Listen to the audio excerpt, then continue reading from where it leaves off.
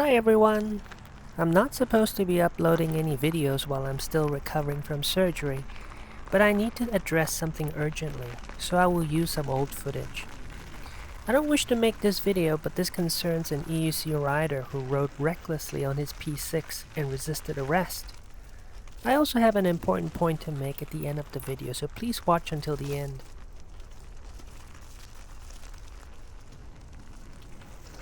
It has been several months since the InMotion P6 was released, and my YouTube feed has been inundated with videos of people riding it on the road.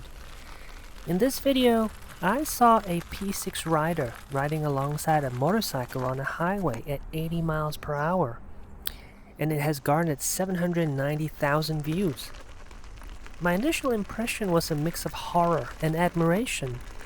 Not only did he perform a dangerous stunt that is either illegal or legally ambiguous, but he also allowed himself to be filmed, and the video was posted online. I don't know if anything came of that incident, but as far as I know, governments around the world have either banned high-powered PEVs or are in the process of doing so. My country, New Zealand, has strictly prohibited EUCs from being ridden on public roads, so I have stopped posting videos of myself doing that. Most people don't believe an EUC belongs on the road, let alone a highway, no matter how good or how safe we think we are. The world at large is single-minded and undivided about this issue, despite some of us living in denial or in our echo chambers. There are only two eventual outcomes for the EUC: regulation or an outright ban. The former is expensive, the latter is cheap, and governments are much more likely to adopt the cheaper option because it wins votes. The clock is ticking, and we're all riding on borrowed time. It is not a question of if, but of when governments will start cracking down on buyers and sellers. That said, most of the negative reputation we catch is not from EUC riders, since e-bikes and e-scooters make up the bulk of the PEV riding population. After all, e-bikes and e-scooters have much lower entry barriers and learning curves, and can therefore attract more people than the EUC ever will. Unfortunately for the UK, it has attracted criminals that are part of a larger crime network of thieves and robbers snatching phones and valuables from pedestrians. I'm a strong advocate for personal freedoms, and I don't wish to debate or chastise how we use our wheels, as long as we are not hurting ourselves or others. I also don't wish to judge EUC companies for engaging in an arms race to produce the fastest EUC for the racetrack, because this is an existential dilemma for them. In short, we can't control our reputation. We deserve our individual freedoms, as long as we are responsible.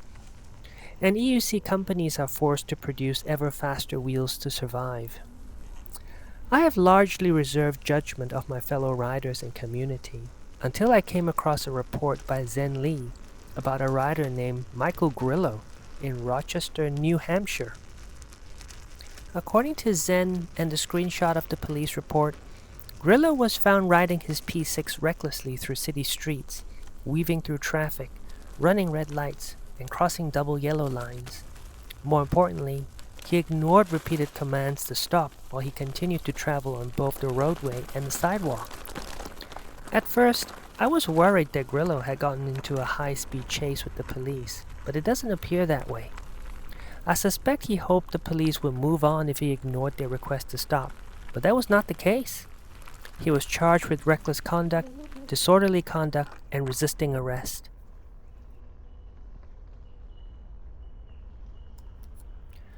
Michael, if you're listening to this, I'm glad that you are alive and have escaped serious injuries. For what it's worth, I'm not an angel myself. I ride to work every day, and I have been known to overtake cars in the bike lanes, weave through traffic to get to the front of the queue, and occasionally run a red light when I approached a yellow light too fast. And believe it or not, I too have been pulled over by the police, but I stopped and answered their questions. It was frightening, embarrassing, and infuriating, especially since I had not broken any driving rules that day. However, I knew instinctively that ignoring the police won't make them go away.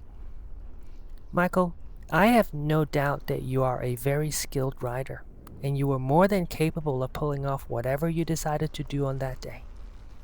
However, this was also a missed opportunity to show others that we can be respectful, responsible, and law-abiding road users.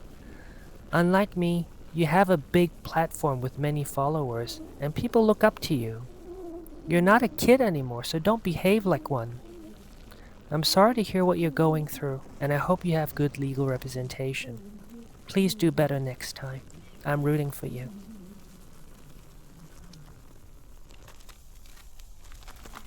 For those who are not aware, please watch Zen Lee's video by clicking the link in my description.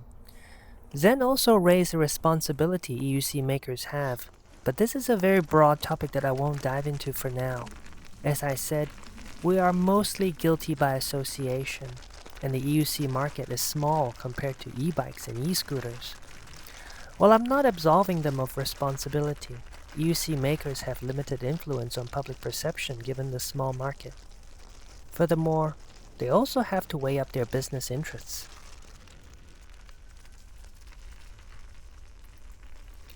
But before leaving, I want to play devil's advocate by raising a perspective rarely entertained by our community. Imagine none of this had happened, and Michael Grillo arrived at his destination safely without breaking any laws. Nobody would know or care about his uneventful ride, and a year later, EUCs were nationally banned anyway. Remember, the world is already cracking down on PEVs, and there is a distinct possibility that e-bikes, e-scooters, and EUCs will all be banned no matter what we do. When faced with no alternatives or no viable pathway to legalization, what do you think a rider should do when they are pulled over by the police? Perhaps in a not too distant future, when EUCs have been driven mostly underground despite our best efforts to legalize them, another rider may make a desperate attempt to flee the police despite knowing what's at stake because they don't have anything to lose. Maybe some of you are already thinking about this. I know I have. This is what sociologists call the social contract. In short, we are more likely to adhere to a social contract if we think it is fair and mutually beneficial. But if the social contract is deemed lopsided and detrimental to our well-being, we are more likely to rip it to shreds and follow our instincts instead. For now, I continue to ride my EUC despite its illegality because I believe the social contract is unfair and I cannot abide by it. However, the least I could do is hold up my end of the bargain by respecting other road users, wearing protective gear, and stopping when pulled over.